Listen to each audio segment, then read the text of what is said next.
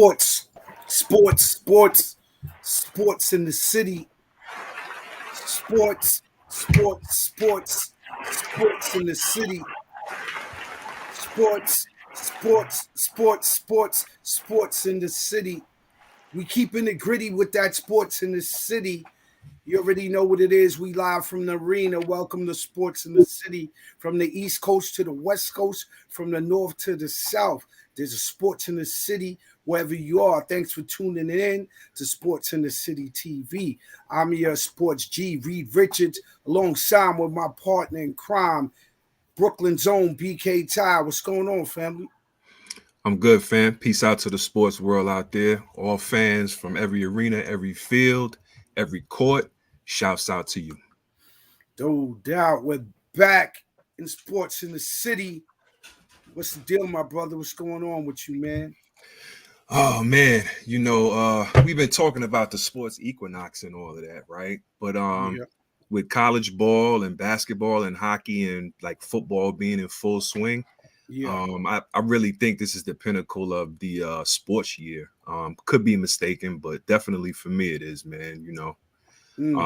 But shouts out to you, brother. Shouts out to the iRent Network. Right. Also for all subscribers, we appreciate you. For all the viewers, hit that like button, hit that subscribe button, please. Most definitely.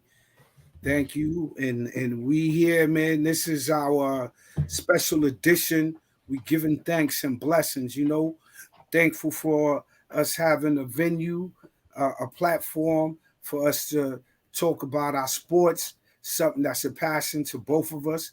We would do it for free, or for $1,000,000. So definitely giving thanks for having our platform, giving thanks to the iRant Network.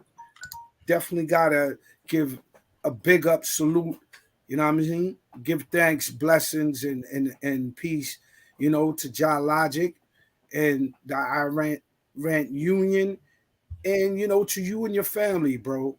Regardless of how you interpret or live out Thanksgiving, you can always just get together with the family, have food, have a good time, catch a football game. You know what I mean? Because True indeed. True indeed. Dallas to play True and indeed. Detroit to play also. You know what I mean? So we definitely just bring that energy, man. That's what we do. You Yeah, know, man. Thanksgiving ain't about pilgrims and Indians, man. It's about family, man, breaking man, bread that's and being thankful for all blessings, man. right. That's what I said. This segment is called "Give Thanks and Blessings and Peace Due." So yo, Jah Logic, man, it's gonna be a monster, man.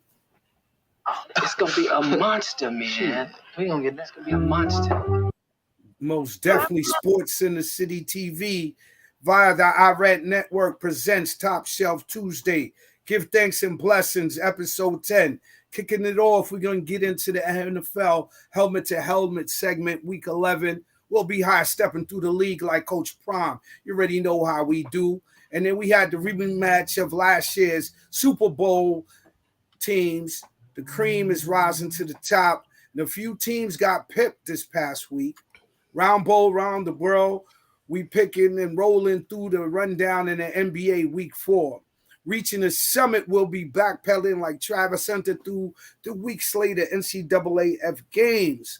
The Big Ten drops the hammer on your boy in Michigan, Jim Harbaugh. He got suspended for 3 games, as we all know. Then he backtracks. He tried to appeal. So we're going to get into that. He speaks out. Reaching the summit, part 2, NCAA basketball, men's and women's 3 rundown and rankings. Guts and Ice, we're skating through the NHL standings. Live from the Diamond, the best of the best. And we're going to have to talk about Ohtani because, it's going to be a big thing because he's a free agent. So that's going to heat up the winter talks. And, our monsters of the week, the usual suspects and some new additions. Lastly, rising to the occasion like underdog with the upsets of the week. And then BK Ty's top 5 is closing the show. So let's get to it. Strictly top shelf. Off the top of the pile. NFL helmet segment. Kicking off week 11. it was a situation. You had that rematch with the Chiefs and the Eagles, which was an interesting matchup. Better There's no need to fear. Underdog is here. Yeah, so the underdogs were definitely in the building. The Eagles went into Kansas City Criminals in this world appear and took that game. What do you thought about that game, bro? It was a close game, man. Kind of disappointing from the Kansas City side, man. You know, the drop passes. And I think Kansas City offense in general this year has not been what people have expected. But thankfully, to a point that I made earlier in the season, their defense has kind of stepped up and been keeping them in games. That game was a tight one, and I think I read something where it said Andy Reid's record coming off of a bye is something like 13-1 or 12-1 or something to that effect. Right. So it looked good numbers wise, percentage wise for Kansas City. But another point that was made was due to the bad weather, that game was going to be won or lost in the trenches, man. And when it comes down to the trenches, you can't overlook those big dogs on the Miami on the Philly offensive line, man. Hurts didn't have a great game, but Philly pulled it out, man. You know. Well, come on, man. We used to go outside and we used to play in the snow, bro. So the inclement weather, I can't really use that as a excuse for any pro team, college team. Once you get past the high school level, you can't blame anything on the weather because the other team is playing in the same conditions. So I saw the game, and I saw it most of the time when I was watching the rain come down, it was when the Chiefs were on offense. So if anything, right, it gave an advantage to Philadelphia, but I don't think the Chiefs lost the game because of that. They left about 10 points on the board. How many drop passes were there in that game, especially at crucial moments? Five. And Travis Kelce fumbled, you know. So, and there's a lot of commentary that's out there saying that Tyreek Hill would have caught that pass. Tyreek would have been waiting for it, bro. Listen, coulda, woulda, shoulda. Tyreek Hill ain't on KC no more. We understand that, but that's the commentary, bro. That's the word on the street. That's all I'm saying. And I have to agree with that because Tyreek would have been under that because his speed alone, they call him the cheater for what, bro? Let's just keep it real. You know what I'm saying? So, and to your point about the 5 drop passes, at least, and they lead the whole NFL in drop passes with 26. So my question to you is, did the Eagles win the game or did the Chiefs lose it? So that's a great question because some would say that the Eagles won that game.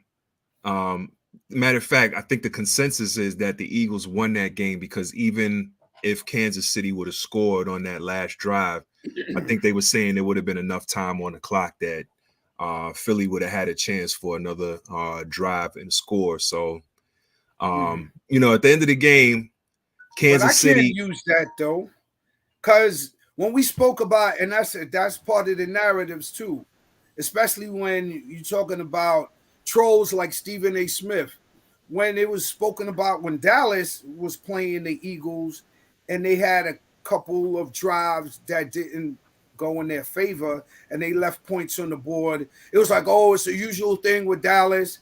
But then the Chiefs did even worse because Mahomes, he aired it out and threw a bomb. Dude should have caught that.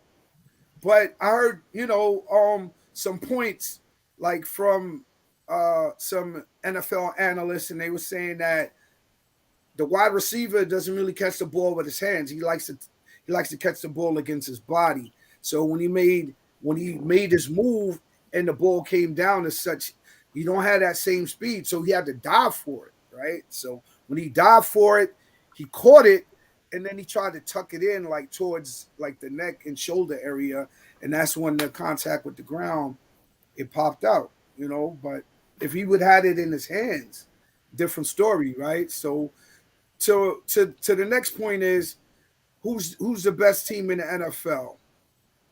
Before we get into the scores, because Philly. we're gonna do rapid fire today, giving thanks. You know what I mean? Getting together with the family and giving thanks. Thanks for all the listeners out there, all the subscribers that tunes in to our show.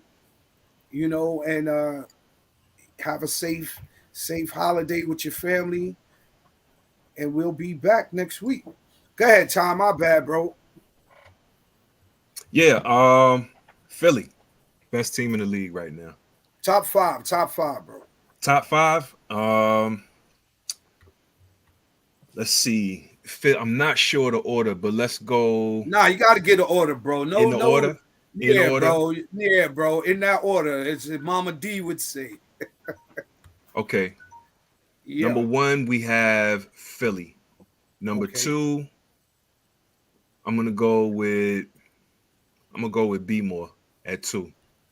Shout out Mills Lane. Thanks for checking in, bro. Have a blessed salute. one. Yeah. Philly, B More. Wow. So you got B More over the Chiefs right now. All right. Right now, yeah. Philly, B More. Detroit, Kansas City. Philly, B More, Detroit, KC. Missing the Niners. Oh, I'm tripping. And the Niners, correct. The Niners who got Debo back and has turned it back up. So yeah, as we predicted, we already spoke about. Matter of fact, that. I'm gonna flip that. So we're gonna put the Niners. We're gonna put the Niners third right now. Third after the Ravens. Third, exactly. So I don't know. Some may question that, but okay. Show less, brother. Yeah, what's yours? So you got Philly, Ravens, Niners.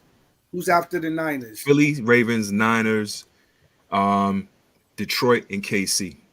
Detroit and KC. Okay. Philly. The thing with Philly is that just tell me which team you're gonna take out. Nah, bro, because you Dallas. took your time, bro. You took your time, so let me take mine, bro. Go ahead, man. Take your time and squeak Dallas up in there. Stephen A. I'm not bigging up Dallas. I'm giving my top 5, bro. Fall back, Stephen A. Stephen A. Smith, SA. So yeah, the Eagles, they just keep finding a way to win. And they're not playing the same as they played last year, and I hear a lot of commentary about that. So with that being said, it's Philly because their record is the best in the league. And I don't even think that they played their best ball as of yet. And what are they, 9-1? So I got to go with Philly, number one. I still had the Chiefs at 2.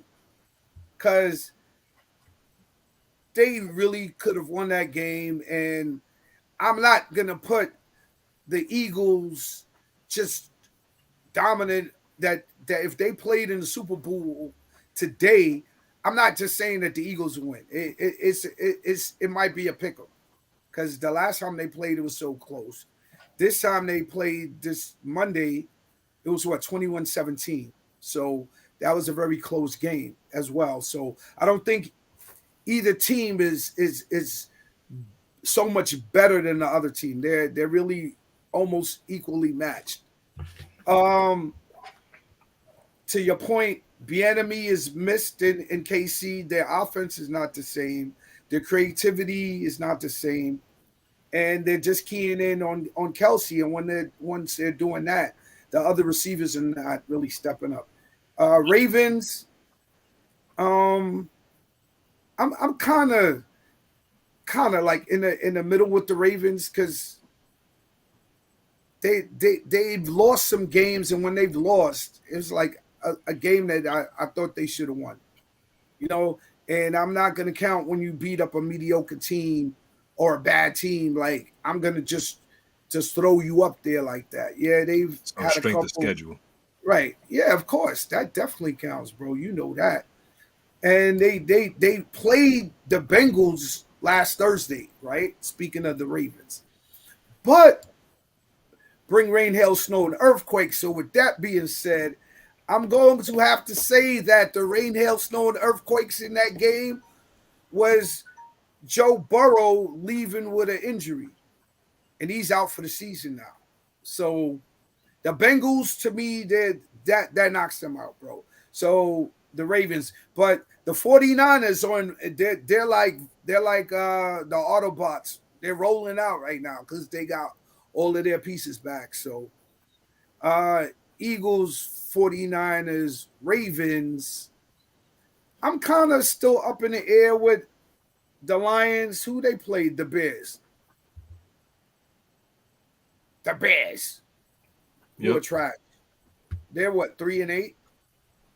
Yeah, but Something you know, like that. any given Sunday, man. Any given Nah, Sunday. it's not that much given Sunday with the Bears, bro. They were winning that game, and the Lions came back and won it. Or Right. some would say that the Looked Bears horrible in lost the first half. Got it together in the second half. 31-26. So the Bears are like not a team that's that formidable where you should have a struggle game with the Bears, but it happens, like you said, any given Sunday. But I'm gonna put after the Ravens. It's a good question because you got the Titans out there in the AFC. They're doing their thing. The Steelers are having problems right now, so I can't put the Steelers in the mix for that fourth spot. The Dolphins, once they played the Raiders and they had a 20-13 game with the Raiders. What do you think about that? And the Dolphins' high-powered offense. Yeah, the Ravens. Now the Raiders. The Raiders impressed a lot of people, man, hanging with Miami in that game. You know, another feather in the cap of Coach Pierce. Hopefully, some more ammunition to keep him on permanently after the season. Right, I hear that's the word on the street that a lot of people are with the sentiment that he should get a shot because he's come in and changed the culture, you know. Right. So, and so I'm gonna have to put my Cowboys at 4 because they're playing so great. Dak is playing out of his mind. You laughing? I'm just saying. That's the first thing I told you, though. I was like, let me hear who Dallas is gonna bump out of my top 5. How? Your top 5 ain't invulnerable. Your top 5 ain't Hulk-like. I knew you was gonna put Dallas in there. That's all I'm saying. All right. So what other team? So you what gonna put? was your top 5 again? Philly, Niners, Ravens, Dallas. Now I'm and I have to put the Chiefs in there at 5. Gotcha. They just took a L because they have similar. Yeah, Mills Lane. I had Detroit in my top 5. Mills Lane. That's who got bumped for the Cowboys. After shake. Don't worry about who's getting bumped for the Cowboys. Worry about your Giants, bro. Worry about them Giants. But we're not sleeping on Detroit and Houston. I just said Houston, the Titans, or the Texans, pardon me, are in the mix. So, yeah. But Detroit also, look, they just played the Bears, bro. And they had a struggle game with the Bears, Mills Lane. So, and Dallas has been playing out of their mind. Now, when their next game comes up with 49ers or Philadelphia, which is coming up within the next month or so between the two teams, then we're going to really see what Dallas is made of. The mistake that I think Dallas made was not getting Derrick Henry. If they would have got Derrick Henry, that would have put them in a better position. And that's my top 5, and I'm sticking to it. Let's go. Anything else you want to get at, Stephen A? Oh, my pardon me, BK Ty. Before I get on to the scores, we covered the Ravens and the Bengals. That's a big hit that the Bengals took when Burrow got knocked out. But there's some talks, that he was wearing a bandage before the game. So they're like investigating into his injury. But I'm like, NFL, knock it off. Like as many years as it's gotta be. You've had people playing with brain injuries and still going out there. You just got your protocol together. So knock it off. I don't think Joe Burrow would try to pull anything like that. But moving along, we had the Browns 13-10 over the Steelers. What do you think about the Steelers? Stephen A. Smith's team. Steelers just fired their offensive coordinator, Matt Canada. Yeah. Offensive, if you ask Steelers fans, long overdue. But that's not their culture, though. That's the first time they've had a midseason firing in 41 years. Yeah, for sure. Really did. Like the Steelers is one of the most loyal franchises in pro football. Absolutely, and to his credit, man, Mike Tomlin in the press conference, after the firing, man, he did everything, and anything to make it sound not like an amicable split, but hey, we just had to do some things, and it had to happen. Like he wasn't trying to blame Canada, but had to say, look, he had to go. So salute to Tomlin, man. It's people do things. They gotta, teams make adjustments during the year, man, to try and change their fortunes, man. And Pittsburgh is no different, man. They were probably they're probably the best bad team in the league this year. That's possible, man. But I just think that they fell under the pressure of the social media commentaries and the media commentaries because, historically they haven't been in that type of era where the Steelers have done bad or poorly as a team. And they still have a winning record, but the thing is that their offense is so porous. There's questions of how would they manage during the playoffs, but we're going to have to revisit that once the playoffs come in, if they even make the playoffs. We covered the Lions over the Bears, the Lions 31 over the lowly Bears, 31-26. They're in BK Ty's top 5. They just had such a great victory right there. Then the Packers took one from the Chargers, 23-20. The Chargers, the coach is making a lot. Hold on, who did Dallas beat this weekend? We're talking about the Packers and Chargers. Oh, you ain't talking about Dallas beating up on a 2-win team this season. That's not what you're talking about. We're talking about the Packers and Chargers. We ain't get to the Cowboys yet. Relax, Stephen A. You'll get your hate for Dallas out in due time. Hold your ambitions down, bro. All right, so the Packers over the Chargers, 23-20. Because the Giants are not relevant. Like, don't really act up. Because, like, what are you really going for? Let's talk about next year's draft when you want to talk football with me now. You a Giants fan. Let's talk about us screwing up our draft pick. We moved from the second spot to the 5th spot currently. Dolphins, as we mentioned, over the Raiders, 20-13, man. Love you, Tom, man. I know you Giants, man. They had the Commanders are supposed to beat y'all, man. Sam Howell could air that ball out, man. I don't know how did the Giants beat the Commanders? Let's go. Virginia Slim, you never show up when the Commanders are losing. Shout out to Virginia Slim, man. But I'll see you on deck no more like that no more.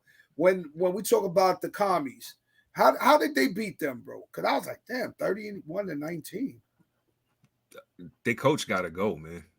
Which salute one? to him. Ron Rivera, man. Shouts out to Rivera for a stellar career coaching and playing, but it's time to go, dog. Time to go. Turn the reins over to Bieniemy.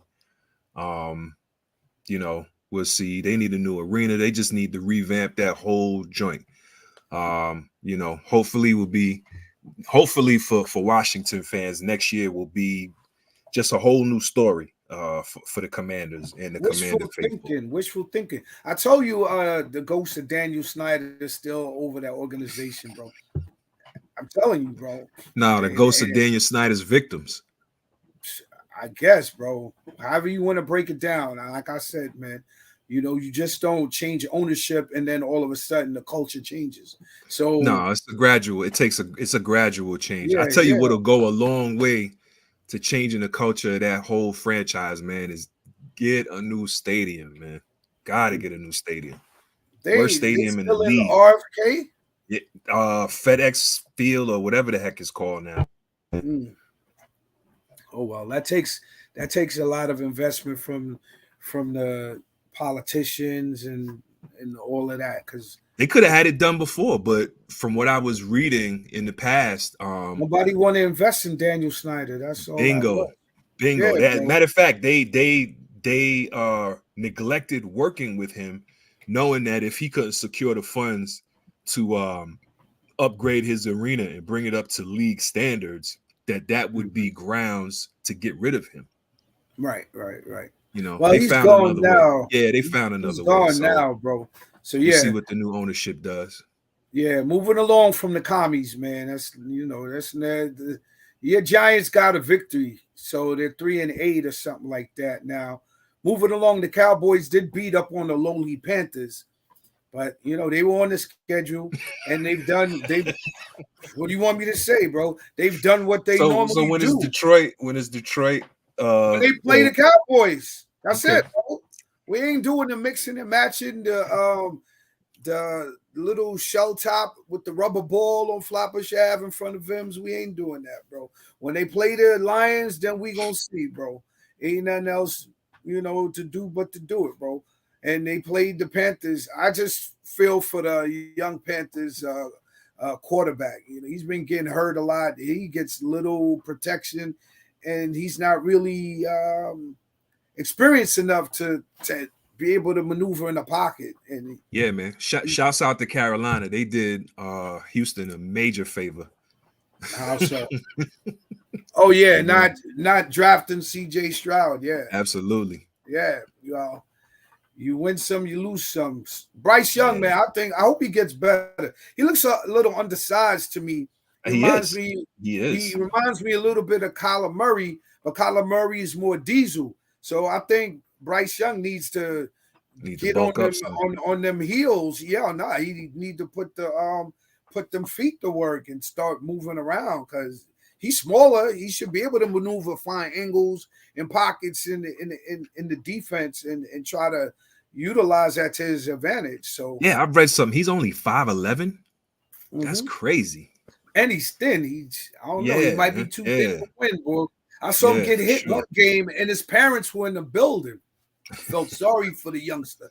He was getting murderized, bro. They sacked him like 6 times, bro.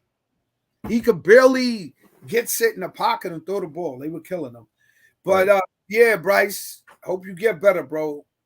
Moving along, the Jaguars 34, the Titans 14. That was pretty much a victory. Is Derrick Henry playing? What's going on with the Titans? They used to he didn't play. I don't know, bro, but the Titans used to be a formidable team. They used to be a hard out. I see a lot of mediocre teams in the league right now. A lot of mediocre teams. I see a lot of bad coaching and a lot of just poor execution on the field, and it's just a different brand of football that I'm watching. The elite teams are elite, then you got the next tier, and then you got a pack in the middle that's just a little bit above average, mediocre. Then you got the teams, like you said, like the Panthers, the Cardinals, your Giants, unfortunately, the Jets. And I gave the Jets more credit, man. The Zach Wilson experiment is done. But definitely CJ Stroud continues his winning ways as the Texans beat the Cardinals 21-16. Any thoughts of CJ Stroud? The word on the street is that, give him Rookie of the Year, but you can't consider him in the MVP conversation. What are your thoughts on that? I agree. He can't be in the MVP conversation? I think if Houston had a better record, you'd absolutely have to consider him. But that's the best team. The best team wins they advance in the playoffs and they vie for the chip. Best player, you could be the best player. Maybe without CJ Stroud, they'd be a 1-9 team like the Panthers, or 2-8 team. But is he the best quarterback in the league? Is he having the best season out of QBs this season? His numbers are right up there, bro. His numbers are right up there. He had a kind of an off week this past week. He threw 3 INTs this past weekend. But before that, he had like 15, 14 touchdowns and only two INTs or 1 INT. But, you know. Second in the league in passing yards. Okay. So We can't get into it. I'm just saying he is bowling at a high level. You can check it out. Moving along, 49ers over the Buccaneers 27-14. As the Niners have all their pieces back, they form like Voltron, and they doubled up on the Buccaneers 27-14. Niners are now 7-3, along with my Cowboys. The Buccaneers fall to 4-6. Yep. Brock Purdy threw for 3 touchdowns. And as we said, they have all their pieces back together. So they might be right now, they might not have the best record, but they might be the best team right now. Might be the scariest team to face right now for sure. Nah, they might be the best team, you know, best, period. Whether you scared of them or not, they gonna demo something. The Bills both sides of the ball. back. Yeah, all facets of the game. The Bills trounced the lowly Jets, but I don't know what they're doing. I had thoughts that I'm making the playoffs at one point, but now they fell to 4-6. And the Bills are now 6-5, and they take that 32-6. What's your word? Mollywop? Yeah, they was definitely approaching that. That was a pretty good response by Buffalo after getting rid of their was it their D coordinator they got rid of? But they played the Jets though. The Jets, they just benched their quarterback. Yeah. Yeah, I'm with you, common sense. Leave the Cowboys alone. He stayed getting at the Cowboys, and his Giants ain't doing nothing. They just beat a lowly team and the Commanders, but that's my man. There'll be some Giants and Cowboys players watching the Super Bowl together. It's all good. Yeah, that's why I said that's family still, but he does that, man. If the Giants were playing better, he'd be talking a different narrative, but you know what I'm saying? It is what it is. The Rams pipped the Seahawks 17-16. Geno Smith and the Seahawks fall to 6-4. The Rams that's what I was talking about, that mediocre pack. The Rams are 4-6. And for the most part, that's because of Matthew Stafford being out. And there have been a lot of injuries, as we spoken from the beginning of the season, where the NFL has to revisit their policy on the turf that they have on the fields. They need to get the natural grass so that their players can stop getting injured. You have more contact injuries. This season, you've had more backup quarterbacks, and the quality of the backup quarterbacks are like atrocious too. Like the NFL used to be, in order to be a backup, you had to either had been a starter already for X amount of years, and you just lost your starting job, but you're still serviceable and you can win games. Now, I don't know what a backup quarterback is in the NFL no more, bro. Like, they're not getting that right. And I don't know, it's because of budget cuts. I'm like, what budget cuts are you making? You're in a multi-billion-dollar industry. Service the product that you have on the field. Make sure it's a reputable brand. You got backup quarterbacks that are trash, bro. I don't know what your thoughts are on that, but we definitely got to talk about that. You know, in the next couple weeks to come. The Broncos are on the upward trend, and they picked the Vikings 21-20. Any thoughts on the Broncos? Yeah, and their turnaround. Again, apologies to Coach Payton. You know, I was a little harsh on him at the beginning of the season. I think he kind of had it coming, though, man. You know, he talked a lot of trash about the team last year during the season. And then the start that they had to the season,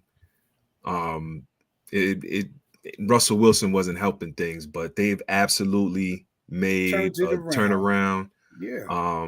You know, Wilson's not playing all world, but he's playing good quality football right now. Right. If I'm not mistaken, isn't he leading the league, has the least turnovers of all starting QBs, if I'm not mistaken. The least interceptions or something to that effect.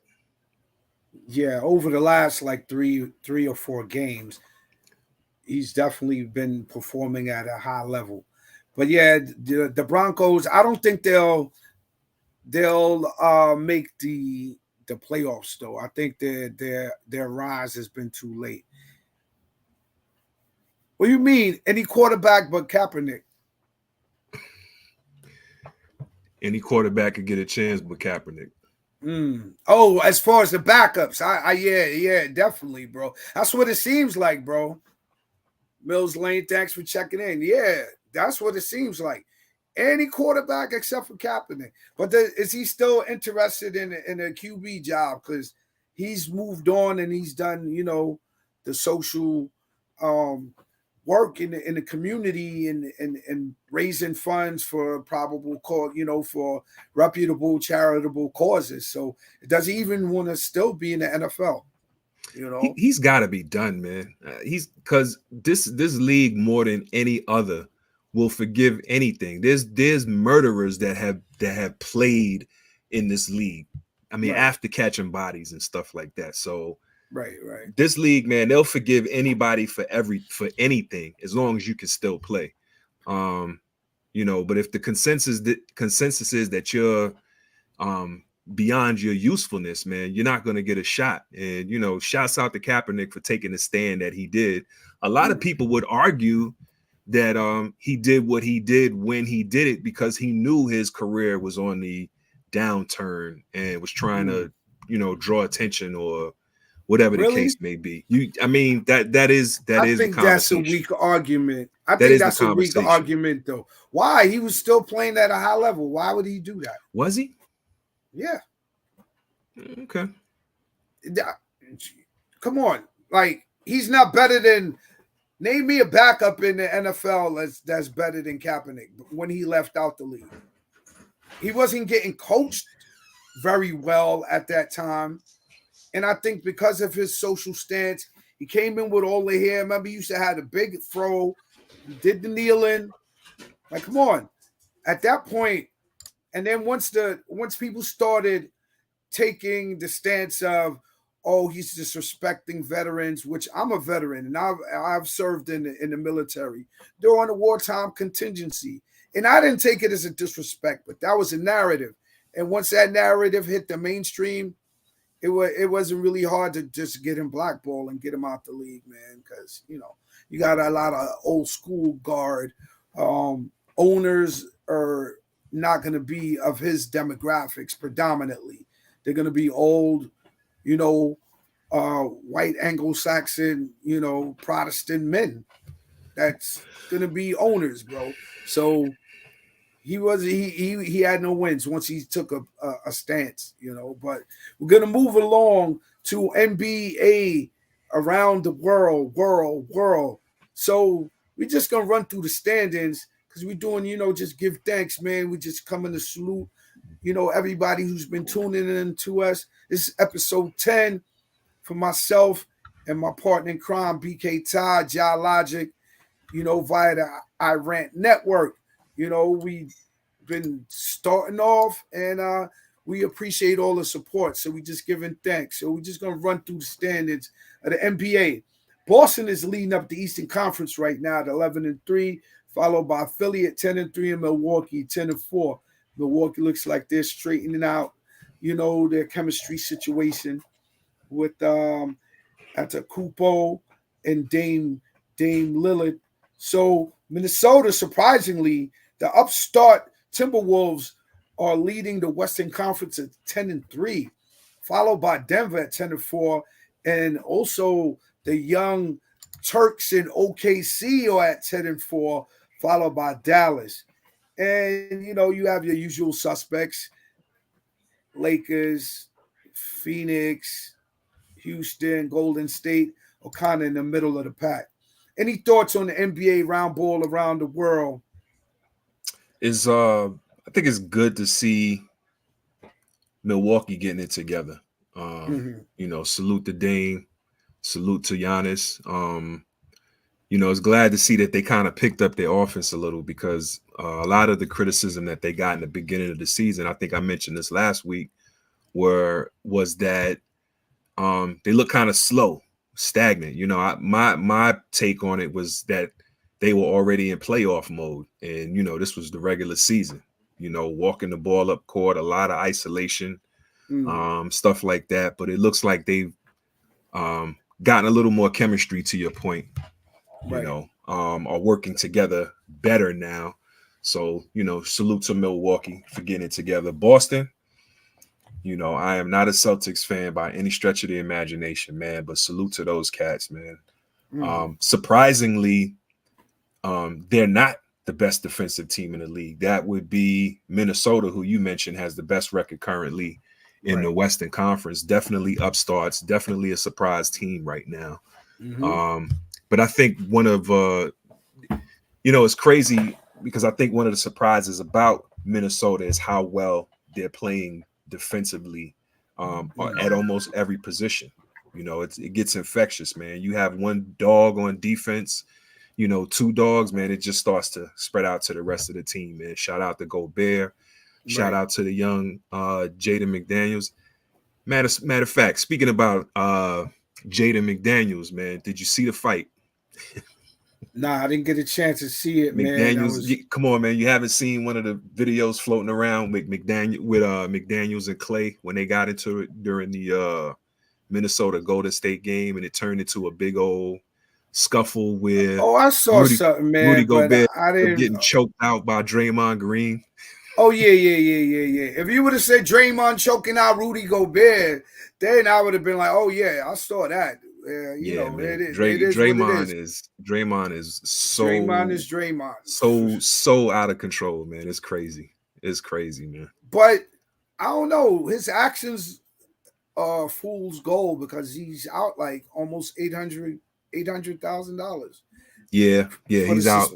He's out over a quarter. Well, I think it's 660 something, almost 700. It's like $660,000, and that I think he's appealing the fine. Well, whatever the amount is, it's a rack of money. Whether it's he got it coming though. He dumbed out because the way he went at Rudy, I can think of 10 or 12 players that he wouldn't have tried that with. For but he shouldn't play with anybody though. That's the thing. You know what I'm saying? Agree. Whether you could get away with it or not. Here's the point though. Here's the point that people who are defending him are making. Rudy Gobert. That's my. Well, I'm just playing devil's advocate. People have said that Draymond acted appropriately because Rudy Gobert shouldn't have went at Klay Thompson. And, you know, Draymond, although at first might have been going to the defense of his teammate, he definitely went overboard by putting him in that headlock and dragging him for like 4 or 5 seconds across the floor. Nah, he was waiting for that opportunity, man. Yeah, absolutely was. He restrained him because it's certain levels of escalation of physical force. And once he did was he restrained him. Just like if you have an exchange with a police officer. He yoked him up, dog. Right. First he restrained him. But then he started yoking him. And once he just kept yoking him, he's escalated the level of force. Because there was no need for that. But I would have gave him 10 games, to be honest with you. There's no place in. I wouldn't have had a problem with 10 games either. Maybe even more. Because remember, well, you know, Artest and them, they went in the crowd. That's another level. But yeah, you know, but still, you know, they still escalated to a level of violence that was definitely uncalled for. Facts. Also in the NBA news, there's a little controversy brewing in Philly with Kelly Oubre, who was the victim of a hit and run accident. According to him, he was walking in a neighborhood, in an area near his neighborhood one night and got hit by a car. They took him to the hospital. He was treated and released. And they said the injuries were consistent with someone who was in a collision with a motor vehicle. But now the controversy is did he really get hit by a car? Because they said the authorities looked at different traffic cameras around the time of the incident and didn't see anything. And then there's a video of Kelly going back to his apartment and walking in the door with a bike. So now the accusation, you know, or the premise is that he was riding his bike when he got hit by a car. And as we know, or as maybe some don't know, activities such as riding mountain bikes and things of that nature during the season, while you're under contract, are forbidden by a lot of NBA teams, if not all NBA teams. So some are saying that he was on the bike and he probably had a wreck or hurt himself that way and didn't want to report it as him riding the bike, and just reported that he got hit by a car, so it wouldn't potentially affect his contract, his contract standing. Exactly.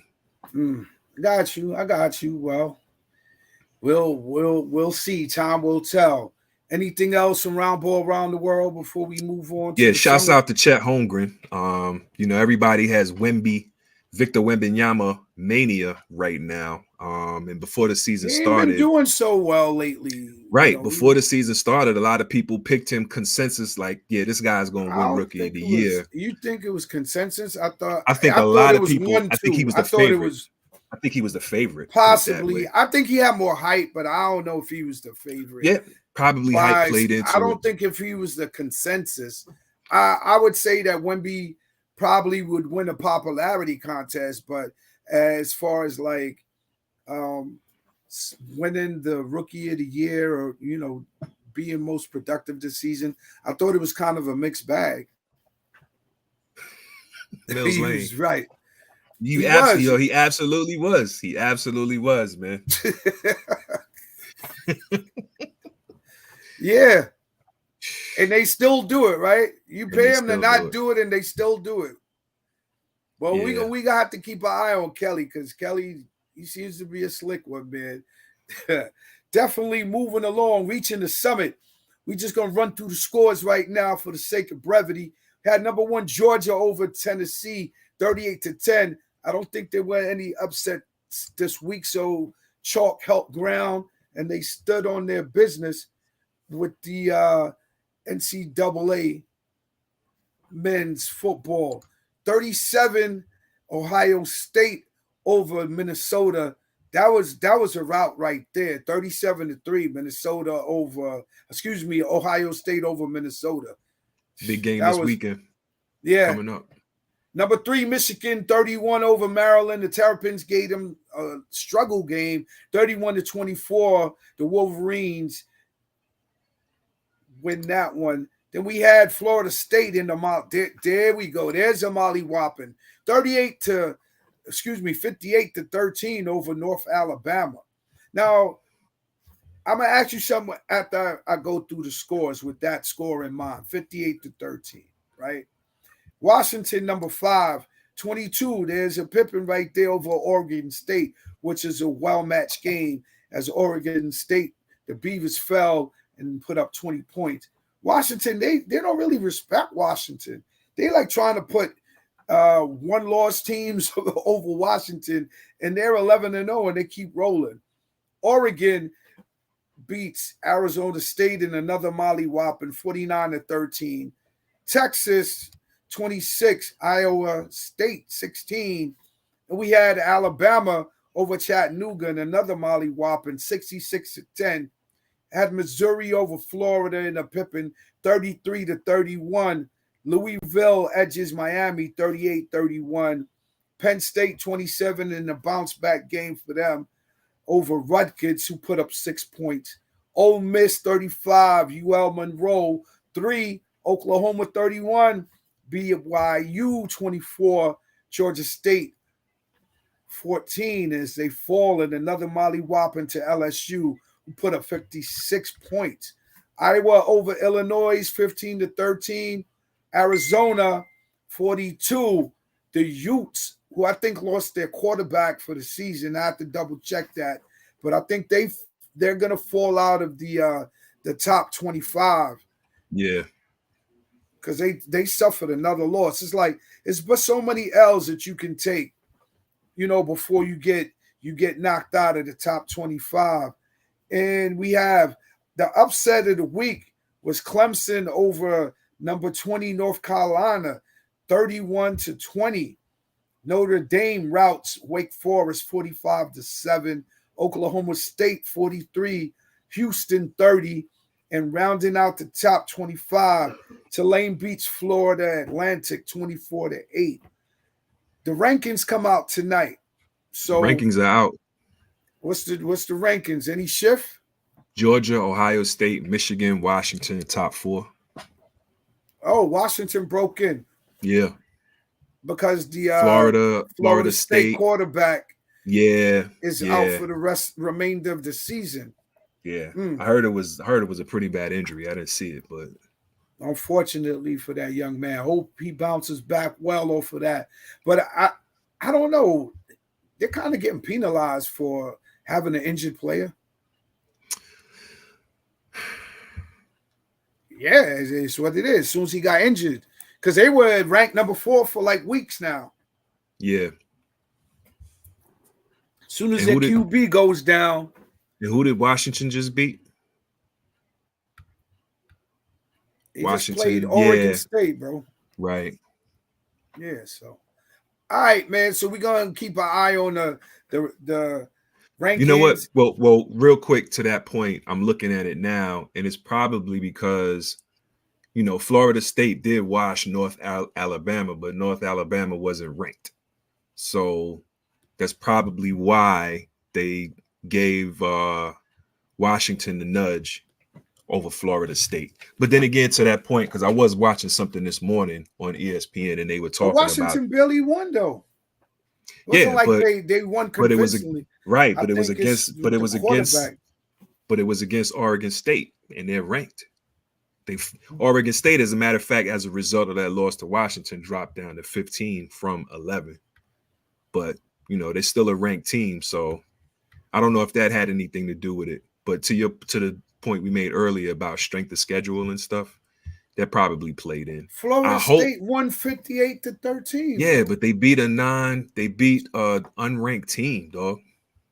But so Washington didn't win in convincing fashion, like I said. But it was a top 15 team that they beat. So their QB going down, I think, was the biggest, because no matter who they've played, they've been at number 4 for like over a month, bro. All of a sudden now they get moved out because of that. And Washington has already had quality wins before this past week, and they just bumped them up. But we'll see. Reaching the summit, right? That's what it's about. We're gonna move along to Reaching the Summit Part 2, NCAA men and women's rundown. Week 3 now. Any sleepers you seeing in the college ranks? Nah, man, it's kind of early. I don't know about sleepers or anything like that. All right, so let me just go through the rankings then. So you got KU still ranked number 1. Purdue is 2. Arizona is 3. Marquette is 4. UConn is 5. Houston is ranked 6. Tennessee 7. Creighton 8. Duke is at 9. Duke, and Miami is ranked number 10. Gonzaga is 11. And usual suspects are there. I don't really see anybody team in the top 10. Only team with a loss in the top 10. Yeah, well, you know, they got that brand already. So, yeah. And, you know, you talk about, they took an upset, though. But there hasn't been really any teams. It's hard to knock Duke out of the top 10 unless they get routed, you know, but they were upset. It is what it is. UNC is climbing. You know, FAU fell like 9 spots, but for the most part, the top 10 has stayed, you know, about the same. What about the women's top 10? Yeah, give me a second, brother. Gotta pull it up. If you got it. Yeah, but the upsets were rampant in the first couple of weeks. So the LSU lost to Colorado. What's going on with your girl, man? Said she's been suspended from LSU. Well, there hasn't been an official report, so there's no official report. But we need to send the APB out on Angel Reese because she's definitely missing. That NIL money going on. Hey, APB, Angel Reese. Anybody seen Angel Reese on the court? Nah. Yeah, where's Angel Reese at? Your guess is as good as mine, bro. To be honest with you, where is she, bro? She's missed like the last 2 games. And yeah, I think the rumor is academic ineligibility. Oh, her GPA is not up to par. Yeah. Wow. And I She's remember on somebody academic suspension. commenting that she spent the summer TikToking and taking trips instead of working out and stuff like that, you know. Well, I said, that NIL money then got her like, you know, LSU what? She gassed. Got her gassed. She got her gassed because from what I know, I knew she had a little, you know, flamboyant attitude, but I always knew how to be about her business, you know. So that could be the point, man. You know, that goes to their head. Moving along, Angel Reese, get it together. But we sending that APB out on Angel. Anybody see Angel Reese, tell her to holler at your boys of sports in the city. Hit us up because we want to know what's going on, Angel.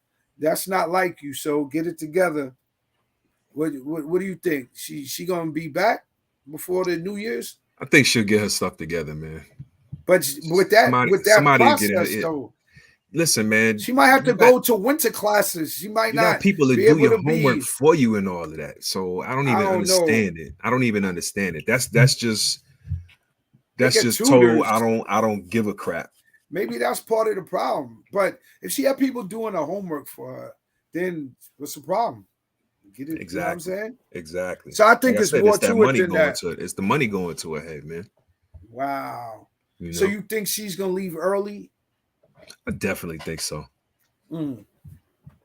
If she getting that money now, maybe she want to see more of that money. You know? Absolutely. All right, Angel, at least hold your team down for the season before you leave. They said something. She was at $2 million or approaching $2 million or $1 million in NIL money after the championship last year, or during the women's Final Four. The NIL money is real, but it's Angel Reese will show the bad side. Yeah, absolutely. Well, she's young, so if Ty could forgive Evan Neal for calling Giant fans hot dog and hamburger flippers, we can Giant fans Angel forgot Reese. about it, so we can forget about Angel. We didn't forget. We just saying they might have forgiven, but they didn't forget. Because Angel Reese, you know, we can forgive her, man. You know, if anything, she's doing herself harm. She's harming herself. She ain't harming us. For sure. She's harming herself. But if she got that $2 million bag, how hurt is she? You know what I mean, T? So It is what it is. So moving along to the guts and nice of the NHL. Hold on, you didn't run down that top 10 for the women. Oh, I thought you had it. I'm ready. So number 1, we got South Carolina, UCLA, Colorado, Stanford, Iowa at number 5, UConn all the way down at number 6, LSU, USC, Virginia Tech, and Utah round out the top 10. South Carolina's up there. I was about to say we missing some of the usual suspects in NCAA women's basketball. Colorado. That's crazy. Colorado, I know they knocked off LSU. And Colorado, they were ranked I think they might have been ranked number 20 when the season started. Now they're ranked like number 3. Yeah, so we'll see how the season plays out. The Lady Buffaloes are doing their thing right now.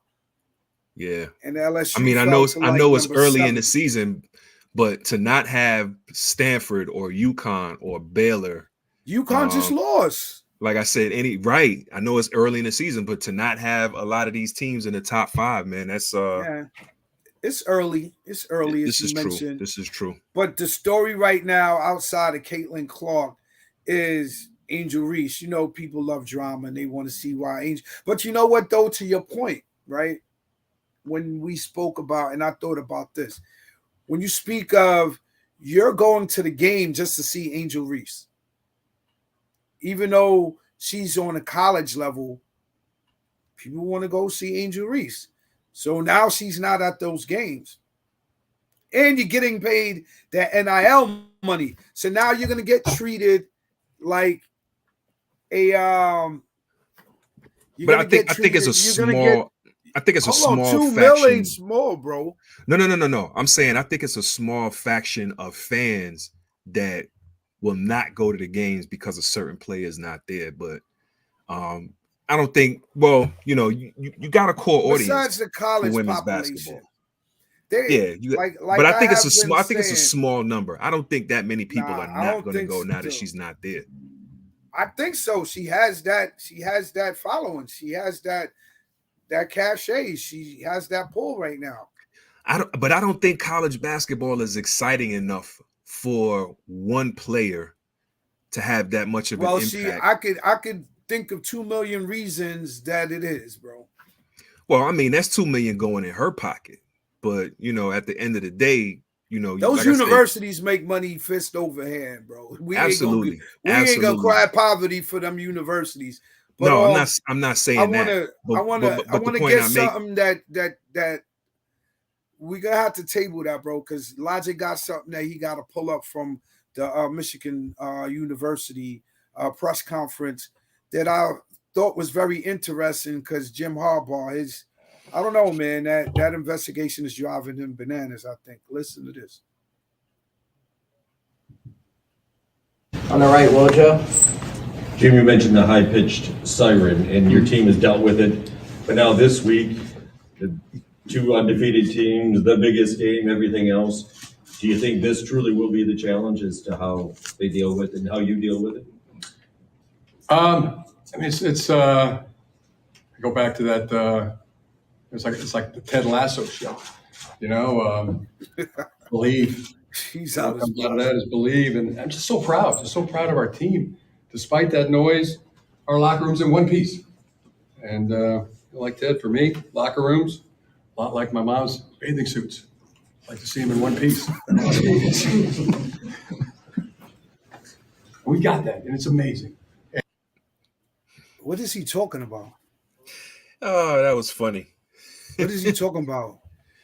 He was saying that the locker room. No, I heard what he said, but with all the controversy going on. Yeah, but his commentary didn't. It's like, I don't know. I think he was a diversion. I don't know. That was a red herring. He stood. Nah, it wasn't just. Well, he tried to make a connection to having his locker room in one piece, like his mother's bathing suits. But would you talk about your mother like that?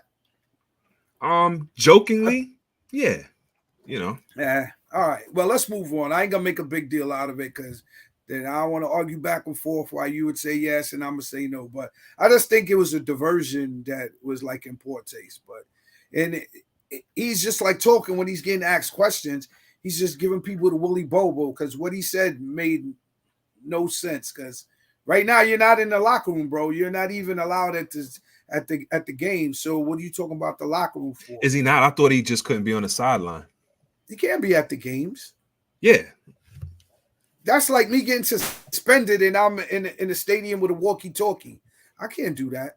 Like they ain't gonna let him do all that. Like he gonna show up to the stadium. He's in the locker room. So then during halftime, he can be given plays and different cues to execute during the game. That would be no punishment. You know, I'm glad they just went ahead and didn't bother fighting the suspension or whatever.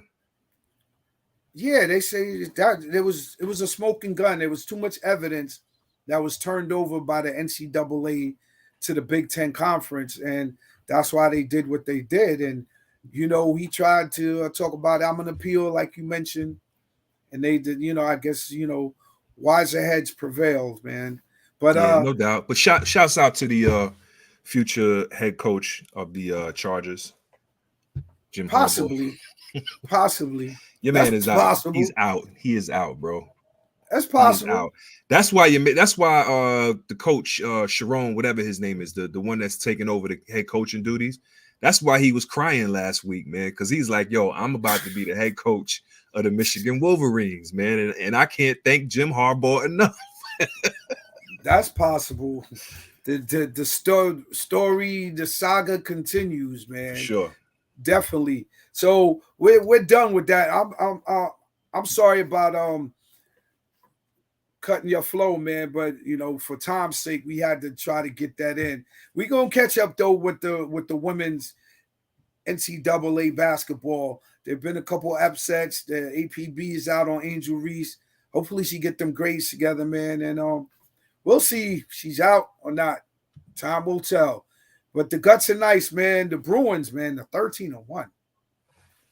Hockey's a physical game, and they're 13-1. Followed by the Panthers at 12-5. The Rangers, props and salutes to the New York Rangers at 12-3. They've won 11 in a row. That's kind of crazy. Boston won 11 in a row. The Panthers won 10 in a row. They're doing their thing. The Dallas Stars are 12-4. They've won 11 in a row.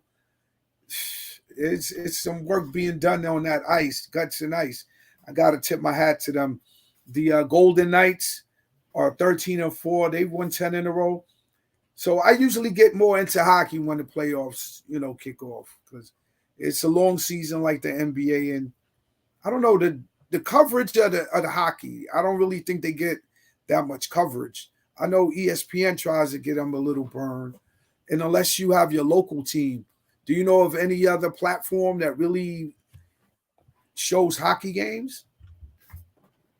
I mean, they show them on the local sports channels and stuff like that. But yeah, that's what I was saying, the local. But I'm talking about as far as like you get a package of games, or you get. I know ESPN, they have like a night where it's like, they do a hockey night a couple times a week. But other than that, I don't really see them get no burn like how you see basketball, NFL, even baseball. Hockey don't get the same burn. Hockey, I think, is like I think they do once the yeah, of course. It's not as out big, of the majors. Yep. Which is crazy because I think hockey has the most different nationalities of any of the four major sports. That's possible. Eastern Europe, Canada, only places I don't know if they have any South American hockey players, but Asia, Europe, United States, North America, man. You seeing Asians playing hockey now? Yeah, there's a player from not Asians, sorry, not Asians, but like Eastern Europeans and stuff like that, man. Well, yeah, they've been in the league. Yeah. As soon as the Russian wall, the Soviet Union, the blockade fell, then those athletes were able to come into the NHL because the Russians, they weren't letting those players play in the NHL. So that's what that is. I was gonna say an Asian. Wow, I got to check that out. He's like the next Jeremy Lin or something. But it's gonna be an interesting season because it's 82 games. So we're gonna move along live from the Diamond. The off season begins. It's time to award the best of the best. And the winner talks heat up. Ohtani's on the market. They're talking about $500 million for Ohtani. Say it again. They're talking about $500 million for Ohtani. He's a free agent. Shohei Ohtani. Oh yeah, they're talking about he might be going back to the Angels. Real quick side note: there are 4 Asian players in the NHL. We could have held that to next week, but it's all good, bro. Yeah. So yeah, the Cy Young Award winners were Derek Cole and Snell from the Padres. Shouts out to the Bombers. But 4 out of like how many thousands of players? How many players on each NHL team? Like they have like a good roster, at least the size of a basketball team. I thought we got off of that. I thought we was doing baseball. Nah, you stopped me to say, yo, side note, there are 4 Asian players in the NHL. And let's go back to what we was talking about. All right, bro. So that could have waited. 4 players, that's not a lot, but I get your point. Because I was saying I ain't see too many of them cats. But so you're right. So Ohtani is out there on the market, 4 Asian players. That was funny. You couldn't wait to tell me that, huh? No, I had to check. Because I know I seen that, but I wasn't thinking like Asian, like Japanese or Chinese. I was thinking more like Asian, like Indian or something like that. But Oh yeah. there Okay. are actually Japanese. I think it's 2 Japanese players or 1 Japanese player. Okay. Yeah. So yeah, that could be an interesting BK Ties top 5. Top 5 Asian players in Top NHL 5 history. Asian players in the NHL, bro. Let's. Yeah. Oh man, that is funny though. All right, man. So we're moving on from live from the Diamond. The winter talks are just about to heat up, so we'll have to revisit that. The talks is just starting to simmer. We'll get back to you once it starts cooking. Monsters of the Week with the usual suspects and some new additions. You know the monsters are out there, John Logic.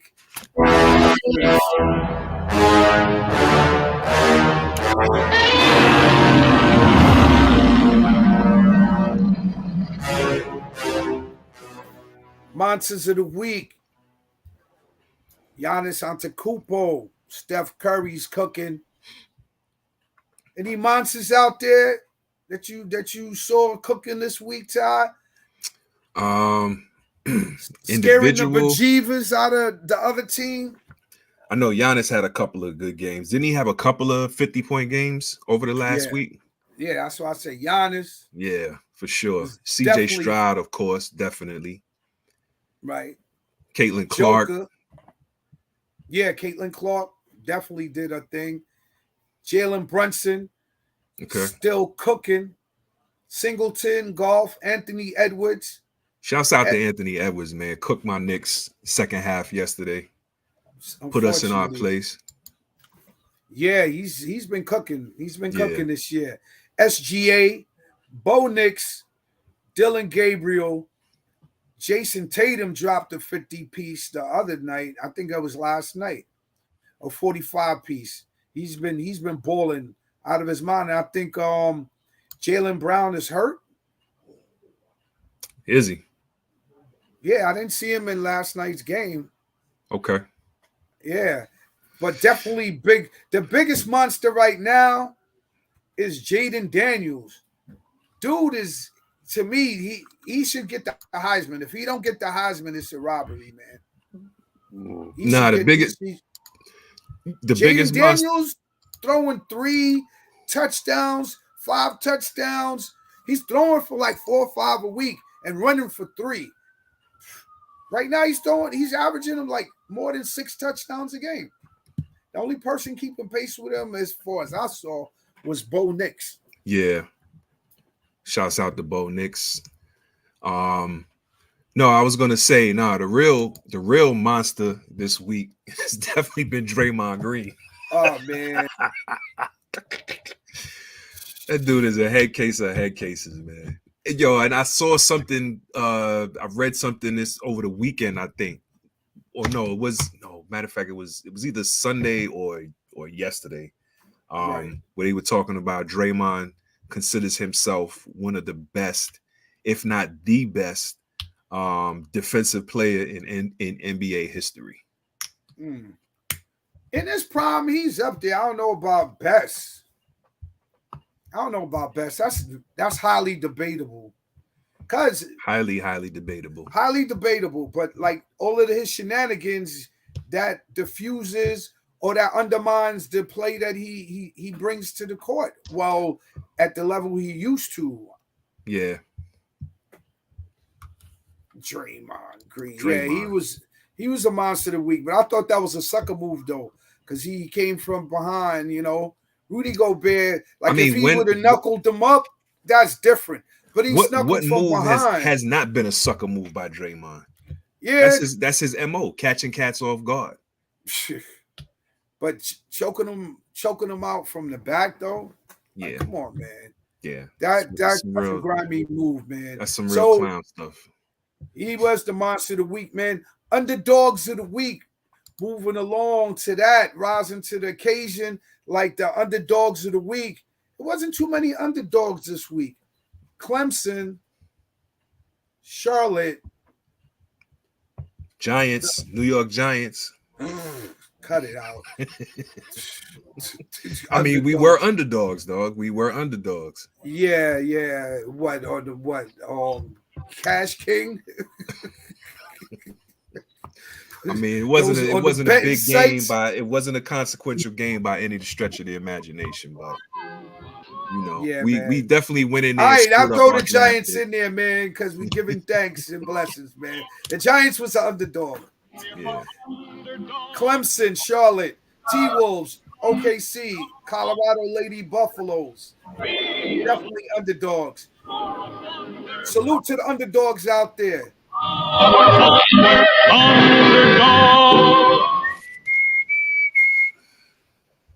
Yeah.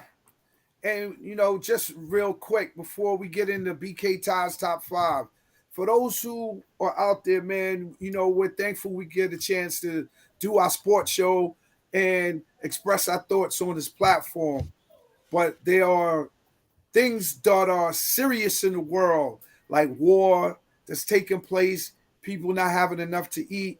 So always be mindful of situations like that when you can, try to help someone else who may be less fortunate than you may be.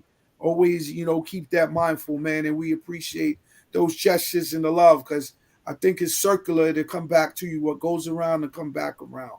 And from there, I'm going to pass it on to BK Ties Top 5. Athletes turn musicians or musician turn athletes? Which one? Athletes turn musicians. Now, a musician turning into an athlete, that would be a phenomenal. That would be an incredible feat, unless you was like a child musician or something like that. Salute. This week we got BK Ties Top 5, which are the top 5 athletes turned musicians. Coming in at number 5, we have former MLB utility infielder Tim Flannery. Played 11 years in the league from 79 to 89 with the Padres. Was a rather average player, but he was definitely a fan favorite. As a matter of fact, after his playing career, he had several coaching stops until ultimately landing with the San Francisco Giants as their third base coach from 2007 to 2014. He played in the National League, right? Yes, with the Padres. Won 3 rings with the Giants as their third base coach. And Tim Flannery has made 11 albums, mostly of the bluegrass and country genre. But he's also performed with Jackson Brown, Jimmy Buffett, and the remaining living members of the Grateful Dead. So at number 5, we have Tim Flannery. Coming in at number 4, we have the big Aristotle, Shaq Diesel, 19-year NBA career, 15-time All-Star, member of the NBA's top 50 greatest players, member of the NBA's top 75 greatest players. In his career, he's won several awards and accolades, including Rookie of the Year, Finals MVP, 3-time All-Star Game MVP, 3-time League MVP, 17-time All-NBA, and 4 championships as a result. Shaq has done 4 studio albums between 93 and 98, and he has 2 gold singles, 1 gold album, and 1 platinum album. So with regards to album sales, he's probably the most accomplished former athlete. Coming in at number 3, we have that was Dame. with the Fu-Schnickens, right? Yeah, the first album was the one he had with the Fu-Schnickens. Coming in at number 3, we have Dame Dollar himself, Damian Lillard, 11-year NBA guard, most recently with the Portland Trailblazers, now with the Milwaukee Bucks, as we just discussed. 7-time All-Star, 9-time All-NBA, member of the NBA 75th anniversary team. And Dame Dollar has put out 7 albums, 4 on a major label, 3 on an independent, and has features with such notables as Rick Ross, Lil Wayne, Jamie Foxx, Raphael Sadiq, and 2 Chainz, to name a few. Dame Lillard is probably known as the best lyricist, the best rapper to come out of the NBA. You've had a few other NBA players over the years that have tried their hand on the mic. Kobe, AI, Chris Webber, to name a few, Shaq, who we just talked about. But it's a pretty popular consensus that none of them were as skilled lyrically as Dame Dollar is. So number 3, we have Dame Lillard. Coming in at number 2, we have 11-year NBA forward Wayman Tisdale, who was drafted by the Indiana Pacers in 1985. He played from 85 to 97, also played with the Kings and the Suns. He's a notable jazz player who's put out 8 studio albums, with his 2001 album Face to Face reaching number 1 on the jazz charts. Unfortunately, Wayman passed away May 2015 at the age of 44. But like I said, he was a very notable jazz player, Grammy nominated, 8 albums. And some might say he had a more successful career as a jazz musician than he did as an NBA player. So salute to Wayman Tisdale. And coming in at number 1, this might go over some people's heads because it kind of caught me while I was doing research for this. But at number 1, we have Mike Reed, former Pro Bowl defensive end for the Cincinnati Bengals. 2-time Pro Bowler, played for the Bengals from 70 to 74.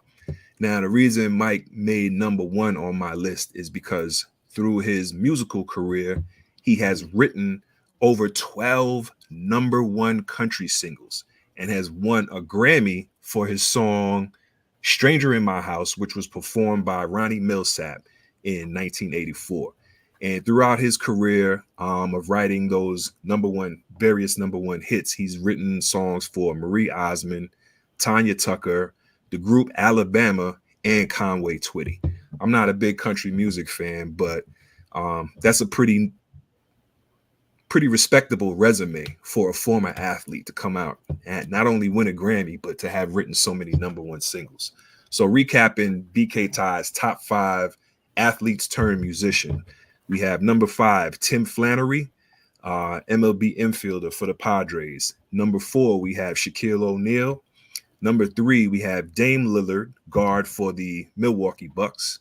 At number 2, we have Wayman Tisdale, NBA forward who played from 85 to 97. And at number 1, we have Mike Reed, 2-time Pro Bowler, defensive end for the Cincinnati Bengals from 70 to 74. And that's BK Ty's top 5 this week. Wayman Tisdale, wasn't he R.I.P. Wayman Tisdale? Wasn't he the one who used to play for the Wolfpack and caught that alley-oop? No, he didn't play for the Wolf. What? Matter of fact, I forgot what team it was he played for, but I actually read that he was the first player in NCAA history. No, he played for Oklahoma. Yeah. He played for Oklahoma. Yeah, but he was the first college player to make, I think, All-America his first 3 years, freshman, sophomore, junior year. Okay, who? Oh, Gregory Porter. Okay, salute. Gregory Porter. Salute to Greg Porter. Honorable mention. Honorable mention to Bernie Williams. Shouts out. Who is a classically trained guitarist. Salute to him. Also, shouts out to, I didn't know, Kyle Turley, former, I think, linebacker or defensive end. He does like rock, country music, something like that. Kid Rock play sports? Kid Rock, not to my knowledge, not professionally. Okay. Not professionally. Okay. And there's also Carlos Arroyo, who had remember him? He played for a number of NBA teams, also most notably for the Puerto Rican national team. But he had a big career once reggaeton music came on the scene. I think he did like 3 albums, and he had a YouTube hit that had over like 200 million streams or something to that effect. So shout out to those honorary mentions. All right, that's what's up. That's BK Ty's top 5. I think that wraps it up. BK Ty, stay safe, man. Till the next time, brother. Absolutely, John bro. Logic. Have a great holiday, famo. Well, you know what it is. It's time to, be amongst family and enjoy the season. That's what it is, man. Peace For and sure, for blessings, sure. man. Wish everybody a thanks. happy Thanksgiving. Salute Ja. Salute Iran Network. Salute all of our sports brothers and sisters out there, man. We appreciate y'all. Yeah, from East Coast to the West Coast, from the North to the South. You already know there's a sports in the city wherever you are. Thanks for tuning in. Subscribe, man, and hit that like button and share Sports in the City. Till next time, man, we'll be back. Try to get it right even better than this time. Ja Logic, peace and blessings, bro. Thanks.